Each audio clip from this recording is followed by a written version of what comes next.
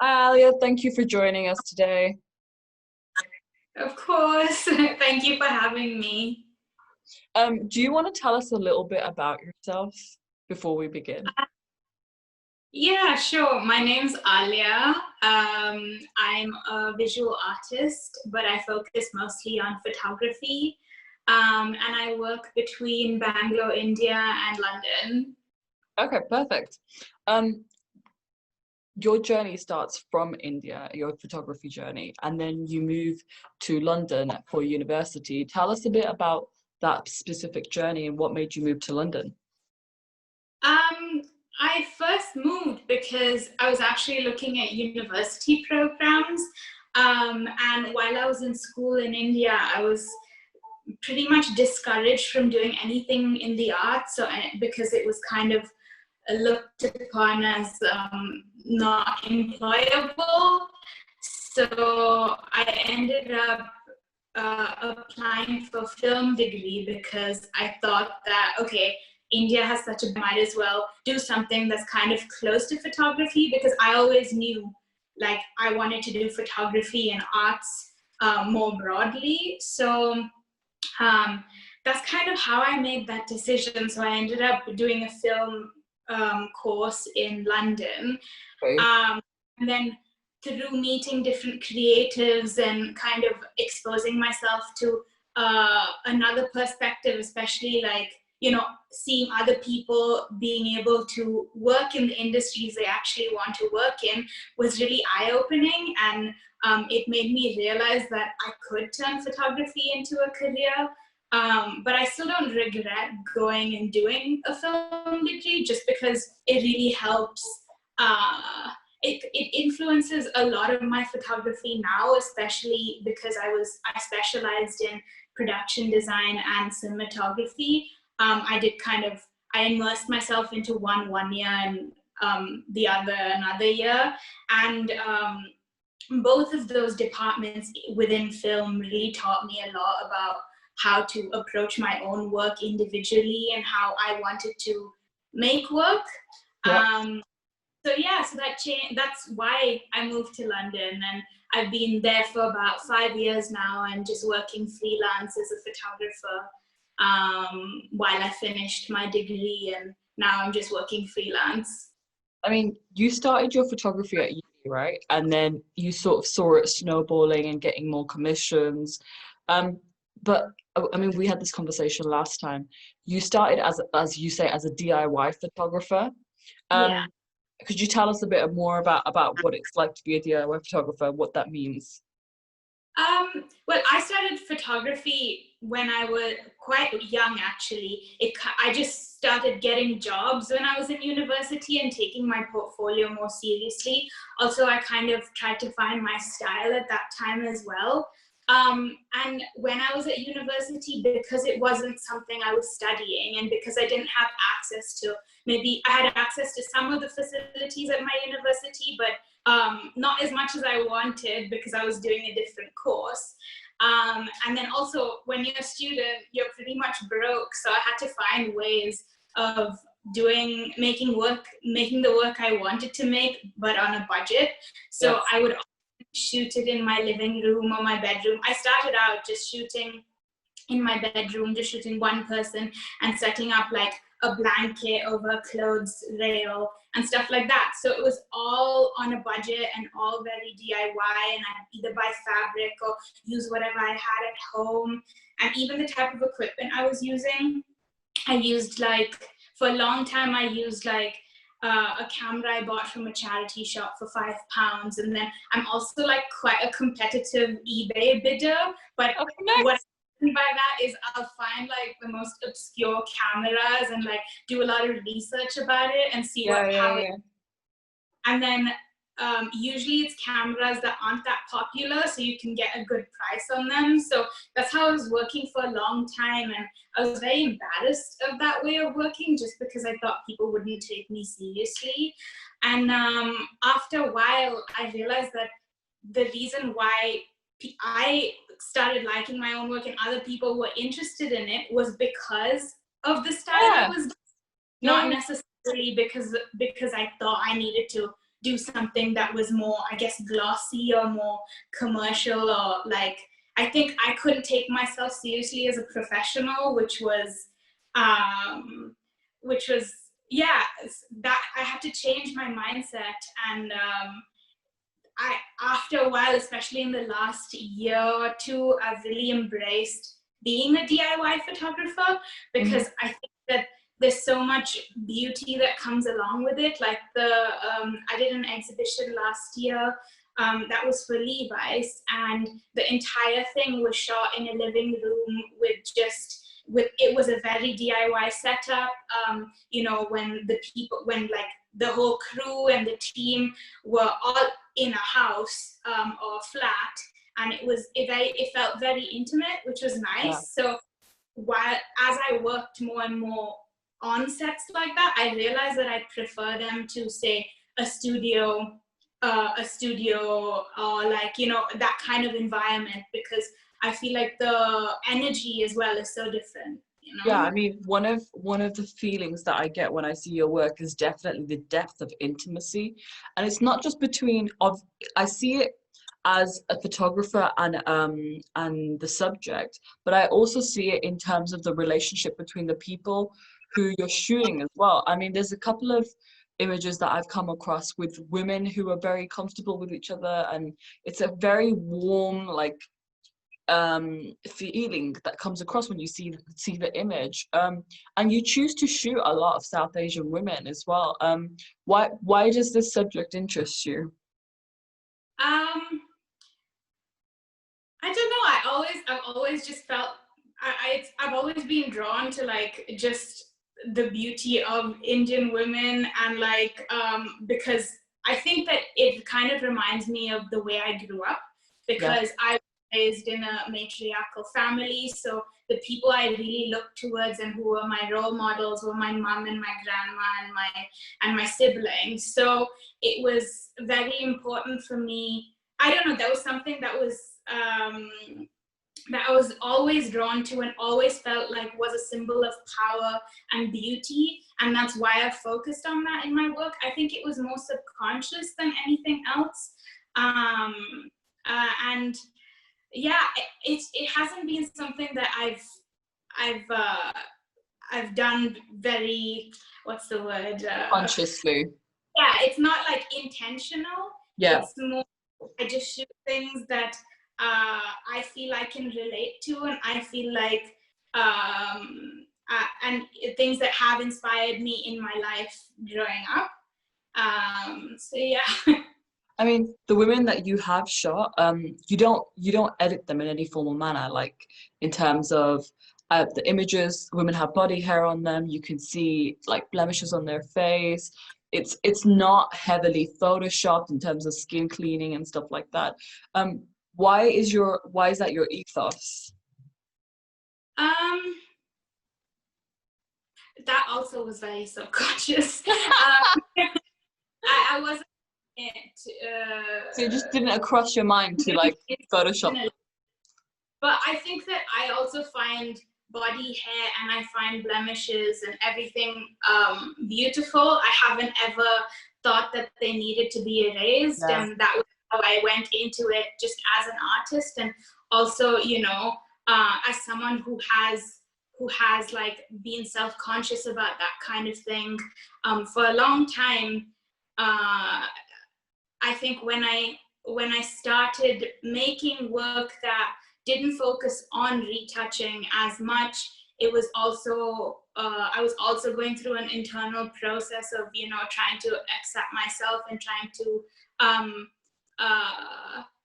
and trying to feel more comfortable in my own skin, and it was definitely subconscious. I think now I see an immense amount of beauty in it, and it never occurred to me to Photoshop it. So I think that, I mean, I think that's what really resonates with a lot of people. Personally, with me, there's one picture actually that's on my mood board that I put up that I made like 2 months ago. And that image is between two women who are holding each other. And her arm is not Photoshop, her face is Photoshop, her hair isn't perfect. but it's reality, and that's what really stands out to not just South Asians, but so many young people. I mean, I would say in terms of young photographers based in the UK, if not the world, you're one of the leading photographers right now. How does that feel? How do you feel about that statement? I don't know, because I don't see myself that way, just because I think that you never, especially as a creative, you never feel like you never realize, I just want to explain it, but I don't ever feel like I I can't put myself on that pedestal, if Yeah, that yeah, makes um because I still feel like I have a long way to go to reach the industry, or like do you um really think so? yeah, I don't know, I think I've done projects that have, verged on the mainstream, but not. I think it's a whole complex that you don't think you're doing enough, and you don't think that you're not good enough, but that you always have to do something else in order to um, feel like you belong there. So it's, Yeah, I yeah, guess, imposter syndrome. And at the same time, I try not to think about it. I think I still, because that creates like a lot of anxiety for me. I try to, because then you end up making work that isn't for yourself. yeah, Uh, and I I think I started out making that work because I knew that I needed that for myself, and I needed to express myself in that way. And as soon as I caught myself, at certain moments, thinking about how other people would react to yeah, certain things. And I think there's like a balance that I'm trying to reach over yeah, there. Um, but still stay true to my essence and what I was doing to begin with, and the stories that I came into, or kind of the stories I wanted to tell several years ago, or at the beginning of when I started making work, yeah. that was more, for my portfolio, and that explored themes like that. So yeah, I don't really. I mean, you've I, definitely made a stamp on the photography scene. Would you class yourself as a fashion photographer, or a sort of like as a cultural photographer? Or do you not class yourself as anything within um photography? for the longest time, I wanted to be a fashion photographer. I was like, that is my only career. No, it wasn't, but I was very like, oh, I want to be a fashion photographer. I want to be known for that, and that is the industry I want to go into. Yeah, And over time, I realized it was very difficult for me to disconnect my identity from my work. And I think that yeah, some fashion photographers do that. You don't see as many now. I mean, the younger, more upcoming photographers have found a way to balance the two, which is definitely something that I'm working on as well. But also, after everything that's happened with, everyone, with the pandemic and stuff, it's made me think a lot about what I want for myself and how I see my work.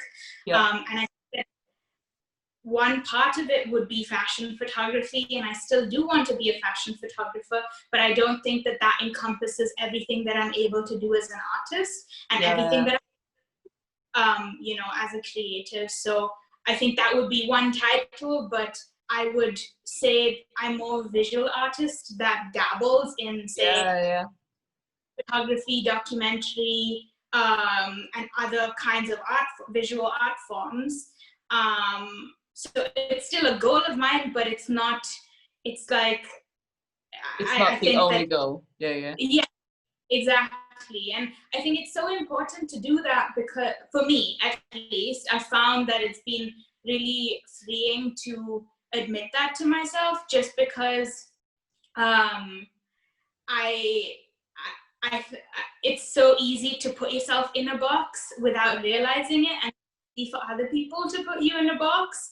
And that leaves little room for experimentation and for you to grow as an artist, because I think that especially for me, the things that I'm talking about now, especially in terms of my identity, are things that I'll continue talking about for several years, and most of my work is ongoing anyway, you know, whether it's like one series or it's a theme that I want to continue, say maybe 10, 15 years into the future. But I still think that those are things that you can come back to and you don't do continuously, because I think there's also the risk of burning out. There's a risk of not being interested in something anymore, or, you know, not giving yourself the room to explore other things and then maybe look at what you were before in a different light. So, yeah. I mean, one of the themes that I do see predominantly in your work is one that you explore South Asians, and two, you've explored gender fluidity as well. I mean, your exhibition last year that you did, it was specifically based on the LGBT community in the South Asian community as well. What led you to divulge into this community and to showcase them? Well, I think the first time I did something that explored my own queer identity was the series I did with Huck That, which was the one you had on your mood board, the photo you had on your mood board.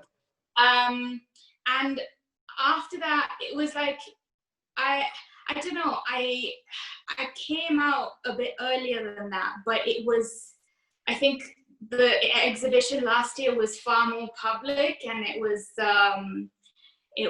in a way that I really had to, I think other people expected me to be very vulnerable. And when I first got approached with the project, I was so excited because I really wanted to be part of something like that, and I wanted to be able to explore, you know, queerness and like the LGBT community within my own community as a South Asian person. And I felt that we barely had any representation, you know. I didn't see a lot of people making work about what it is like to be South Asian and queer, or South Asian and, you know, identify LGBTQ plus community.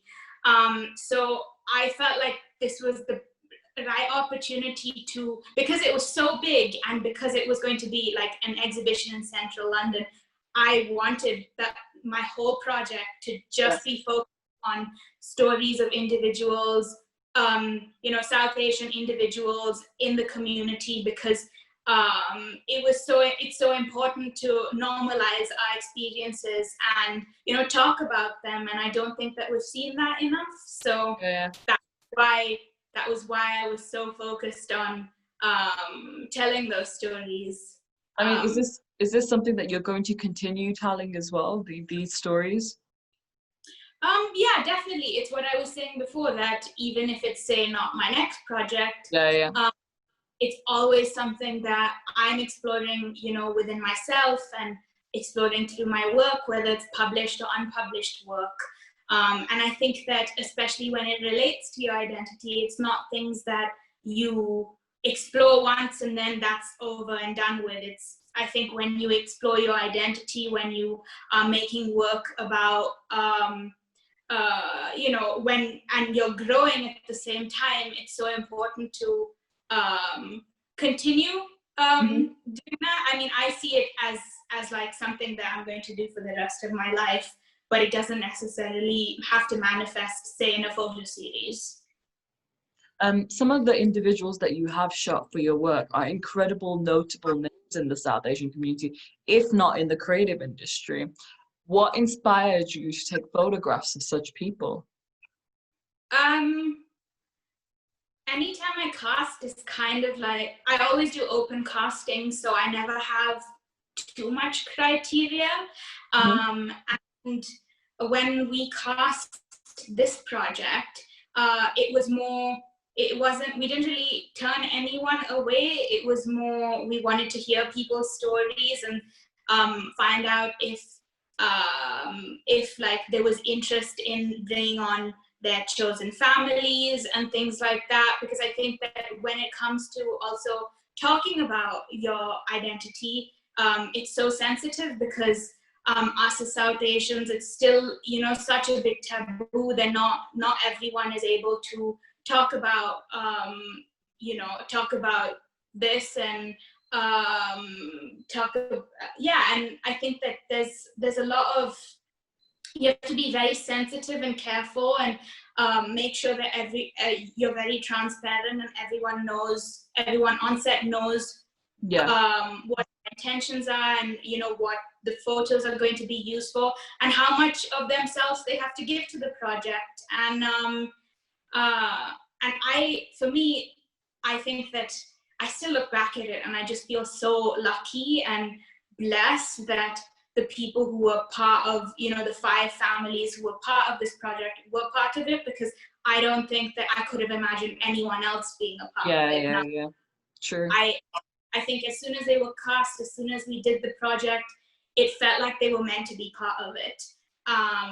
And the whole thing for me was such a positive experience. And yeah, so there wasn't really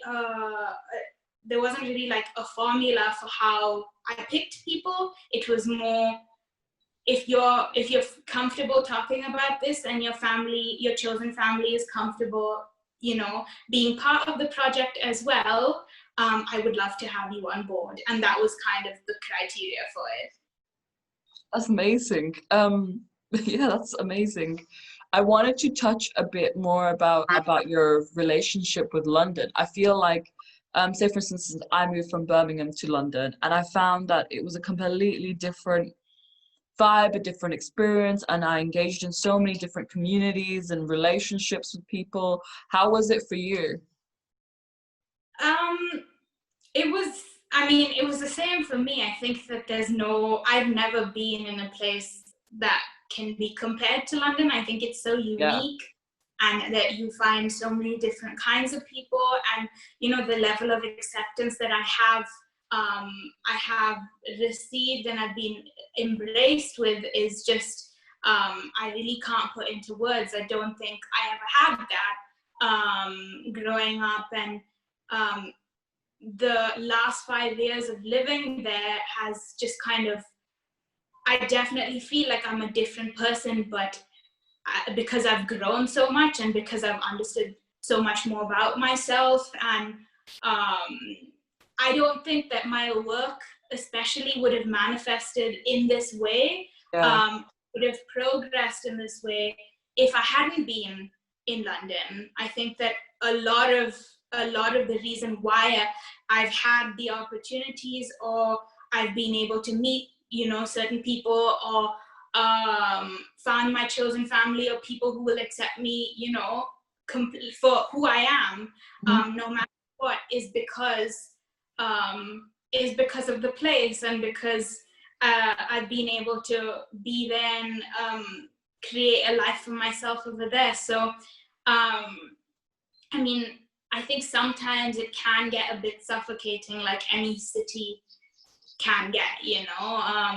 And I think being away from your family and having to, you know, be by yourself and not have much of a support system, especially to begin with, is a difficult thing. But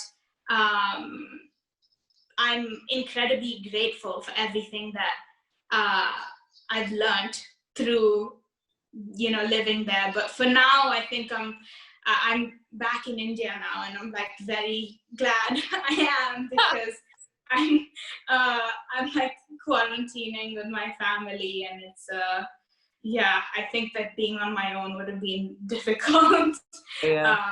I'm sure, like, you know, a lot of people, that's a lot of people's reality. So I feel very grateful.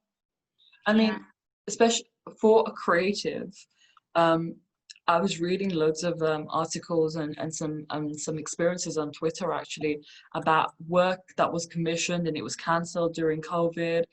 You've been working solidly for about 2 to 3 years now with your photography and stuff.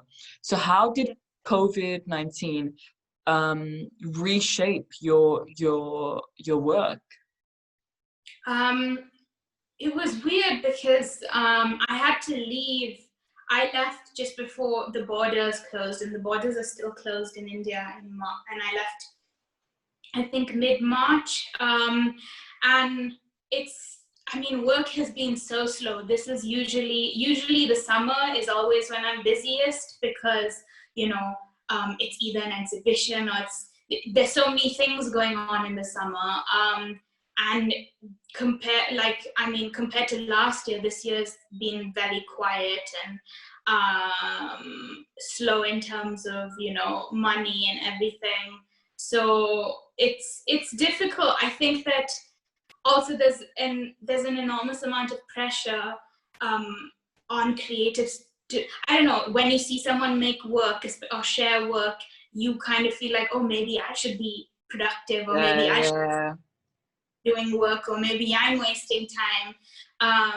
And I think the pandemic has forced me to slow down, and I'm sure everyone is saying that. But it's really, for a while I didn't do anything, and especially related to photography, I also felt like I was very, very burnt out, and I was working and working and working and trying to, you know, and it was nonstop until suddenly you couldn't go to a studio, you couldn't go to a dark room, you had to be at home and, you know, not, and kind of deal with everything you had at home, which if I was in London would be a lot easier, but I came to India thinking, oh, I'd return a lot sooner. And it's been, say, 4 months now, and I haven't gone back yet, and I don't know when I'll be able to, depending on the situation over here. So yeah, it's slowed down work considerably, but I still think that for me, I needed to stop and I needed to think about what I wanted for myself in my work, because I wouldn't have come to the realization that my work is more than, I want to be more than a fashion photographer, and I want to do other things, because at the moment I've been painting a lot, and I've been I've been doing pottery and printing out work in, like, not in, I don't know, printing it out badly, or like making collages and stuff, and using whatever I have at home to find different methods of working, but it's with the intention, it's not with the goal of having it published or exhibited or anything. Just for you. Exactly. And I realized that I hadn't been doing that for so long, because especially when you're working and you have to make money when you're in a city like London, where it's expensive to live there, and you don't really have the luxury of slowing down, because you know, because you have bills to pay, and you also feel like an immense amount of pressure, because you see other people doing all of these things, and you know, like, as a young creative, you always think you're too old, or you're getting old, or you're not doing things quick enough, or you know what I mean? It's like, I think it's a whole thing of comparing yourself to other people, which I'm guilty of doing as well, and being in this scenario now where I still am trying to make money wherever I can, because, you know, it's you don't really have the, like, for me, I can't really stop, because I'm not in a financial position to be able to do that. But I still think that the time that I haven't had to work, all of that extra time that I've had, has been really great for me to take a step back and make work if I want to make it, and then also spend time with my family and not put so much pressure on myself to I don't know, to do something just. I mean, one of the things that you mentioned was to compare yourself, and when you see other people creating work, especially and one of the free platforms that I find that a lot of creatives, not just creatives, but a lot of people do start comparing themselves to social media as well, like Instagram and not necessarily Facebook, but particular Twitter as well. You see other people doing X, Y, and Z and publishing so much stuff, and you're like, you feel pressure to do the same. Do you feel like you've had that sort of relationship with social media as well? Yeah, definitely. I think that it's I, yeah, it's yeah. I've had my own, yeah, anxiety, like breakdowns about just seeing what everyone else is doing on social media and feeling like, obviously feeling FOMO, feeling like you feel like you have to compare yourself to other people, especially if they're, say, around the same age as you or in the same field. And I think it's so easy to do that. And I'm still trying to find a healthy balance between being on social media and sharing my work, and also, I guess, like not looking at my phone so often. So recently I've just been checking in occasionally, but I'm not very active on, say, Instagram anymore, because that's the platform I use the most. Just because I think for the last 2 years now, I've only uploaded something from my portfolio every month or every 2 months. Yeah, I've seen. Yeah. So it's you won't find work you won't find me posting weekly or very regularly at all. And at first I was very stressed out about that, and I was like, maybe people won't engage, or maybe people will forget about me. But now I think that if you want to work in the industry long term, it's so important for you to set boundaries. And it's so important for you to find a healthy relationship with your own work, because I didn't want and this I kind of realized a couple of years ago, I don't want my work to be disposable. I don't want it to be something that goes by and looks at for 2 seconds. And that is what I was doing on Instagram. I was looking at, when I was looking at other people's posts, and I can only imagine that, I'm sure that my work is probably absorbed like that too. So that is why I'm not as active on it. So I have, I guess, like my highlights of the stuff that I've liked to make over the last couple of years, 2-3 years. But I'm not, I don't know, I'm not as pressed about that, just because I know I know where I want to see my work. I want somebody to consume work, say in a photo book or at an exhibition, or even the time to look at it on a website, you know, because you'd spend more time looking at it on a website than, say, scrolling by on social media. So, and I'm not saying that that's because I still share my work on social media. I just choose which I want to share and which I don't want to share. And how much you choose to give. Absolutely. Exactly. Because I think also, if you give all of yourself on something that is so temporary, it's like, for me, I definitely felt like I was questioning my own worth, and I was questioning how I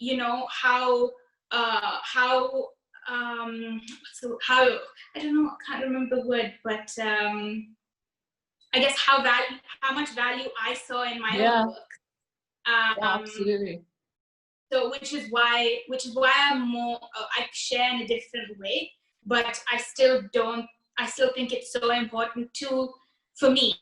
It might be for other people, but I think it's important to still share on social media, because it's a whole thing about, also being accessible. Because when I was in India, the internet was a way for me to see things that I wasn't exposed to in real life. So that is the importance of it as well, and just trying to find a way where I'm still making my work accessible, but also making sure that I'm comfortable with the way it's shared, and I'm happy with you know, I feel like I give it more value than I was, say, giving my work like 3 years ago. Yeah. No, I absolutely 100% agree with you. I feel like when I didn't used to be on social media as much, but then when I did start going on it more and more, if a post is doing more, you feel better. If it's not doing more, you feel less. And then it's all this like politics within posting as well. It's just like, okay, you know what? I was happier the way I was before. I'm just going to keep to that now. In terms of your projects and things you were mentioning about like pottery and paintings and stuff, is that something that you want to showcase in the future? Yeah, I think so. Definitely. I mean, I feel like right now I'm still trying to experiment with different styles and see, for me, my photography has always been the center point and like the thing I have always been most comfortable using as a medium to express what I wanted to say. So I'm trying to mix mediums. So I have something that I'm comfortable with, but also something that I haven't used as much. I think that I would definitely showcase it, but right now I'm in a period where I'm still figuring out what it is I want to be making. So yeah, maybe eventually, hopefully. That's exciting. Yeah. A new different creative medium. One of the things actually you just you mentioned was the age thing, how you feel pressure when you're getting older. I mean, aren't you still in your early 20s? Yeah, I am. I'm like in my early 20s, but I think that I don't know. I always felt like on one hand, you always see, oh, this 19-year-old photographer is doing this amazing thing. Yeah. You see this like 25-year-old photographer has just got signed to this agency and is doing this thing. So it's like, I think that no matter how old you are, it just, I don't know, I guess because... Do you feel pressure as you're getting older to do more? Yeah, I do. I feel it less now, but maybe it's because we're in a pandemic and because nobody's working. But I've always, ever since I started working professionally, I've always felt that pressure. Just because I think that people always want young people who are doing amazing things. Yeah. Exhausting because sometimes you need the experience and you need the years and you need to, you know, you need that time to figure out what it is you're doing to be doing. Absolutely. Yeah. You So, know, Karen. So this year I turned 26. And I thought I would be absolutely fine and nothing was going to affect me. Come 26, I took it so personally, like someone had hurt me. And I was like, why did this have to happen to me? And then all of a sudden you realize you're not in the youth category anymore. You don't tick the box that's from 18 to 24. You tick a different box. And you start feeling all the societal pressure to be producing X amount of work and to have X amount of money in the bank and stuff like that. But I've really had to take a step back and learn that, you know what, actually my pace is fine, and as long as I'm happy and I'm healthy, it's working for me. But that's such a big lesson. I also feel like that sort of comes from our community as well, like the South Asian community, where it's just like, you need to have a car, you need to have a house, you need to have a mortgage, you need to have this, you need to be married, you need to do all of this kind of stuff. Well, I mean, has it been the same for you? Well, not from my family specifically. I mean, I was raised by, like, my mom was a single parent, so I think that she always encouraged me to, you know, explore my creative side, and there was never I never felt any pressure on that front from her. I think it's more, I guess it's like, I don't know, I just felt, yeah, definitely from other people, But it's a pressure within yourself. Like, what you're saying right now is exactly the same. I never got pressure from my family, but it was always engraved in my brain somehow. Yeah, I think it's also like a thing that you've grown up around, even if it's not something directly coming from, you know, the people close to you. Also, I was like watching that new show, Indian Matchmaking, and it's just crazy to see. It's on Netflix. It's crazy to see how, I don't know, people in their late 20s and early 30s are just like, they're at a completely different stage than I am at. And I don't even think, like, at that age, you know, when I am in my early 30s, I will be at that stage. So it's like, I guess it's definitely a cultural thing. And it's like, you choose for yourself. For me, I guess when I think about, like, I think about that pressure less, just because also the people I'm surrounded by are mostly creative, so that makes it a lot easier for me. Yeah, it's so true. And when everyone's in the same boat, it's like, okay, you know that it's difficult to be a creative, and like you're going to have highs and lows because of how, if you're freelance, especially, you know, because of the nature of the job. I think like the pressure for me comes more from, you have to, I don't know, I think so many people want to work in this industry, and you have to feel like you are always hustling and are always working towards, you know, working on your career, or like going down that path, or making sure you're still on that path. And there's very little room for, oh, maybe I want to try something else out, or maybe I want to develop another hobby. And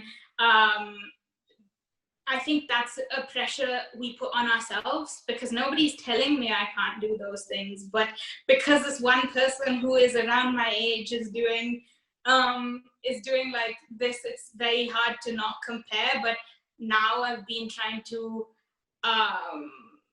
find my own rhythm, because I don't think that comparing is going to do me any good, although I still will probably continue to do it here and there. I think it's really important to just remind yourself that to go at your own pace, and things might happen for you now, or things might happen for you in 5 years or 10 years, and it'll happen when it's right. You're ready. Absolutely, I agree with that. Well, we'll try to wrap up the interview. I've just realized we're going for 45 minutes now. What can we see in the future with yourself? What can we expect with the future? Well, I don't know at the moment, just because I'm not working on anything long term, like for the next year. I mean, for the next, like at the end of the year, you know what I mean? But I'm just, I don't know, maybe I think that like my style is going to change up a little bit, and I think it's going to be a bit more. Yeah, I think that I've always had put a lot of importance on making work or creating things that are perfect, or like that have a certain that look complete. And I don't know if that makes sense, but no, I get you. Just like, just I've where the lighting is correct, or like the focus, like it's in focus, or you know, I'm not talking about technical exactly, but I think that the overall aesthetic has always been very very, very, like, I don't know, perfect, or like aesthetic. Aesthetically pleasing. Yeah, right now I'm just focusing on ways I can work as an artist that don't always focus on that, and allow room for mistakes, and to show progress, and to also focus on the process of making something rather than on the goal and the final product. And even though that seems very like hypothetical, it's just, I think that's something that you would see, or I hope I will be able to do in my work you know, eventually or in the long run. So yeah, it's definitely just giving See where the myself. wind takes you. Yeah, yeah, Yeah, I mean that answer was terrible. I'm sorry. No, I mean, I get it completely. And I think you've really summarized in the whole interview about your process now and stuff. So don't worry about it. Like, I completely get you. And I think a lot of people will completely understand where you're coming from. Yeah. Thank you so much for your time, Alia. I'm really looking forward to seeing what the future brings with you. And you are definitely one of my heroes, one of my idols. You are changing the photography scene. You are. And loads of young BAME, not just even South Asian, BAME photographers and creatives look up to you. So I give you a lot of respect for that. Thank you. Thank No you. worries. Thank you so much.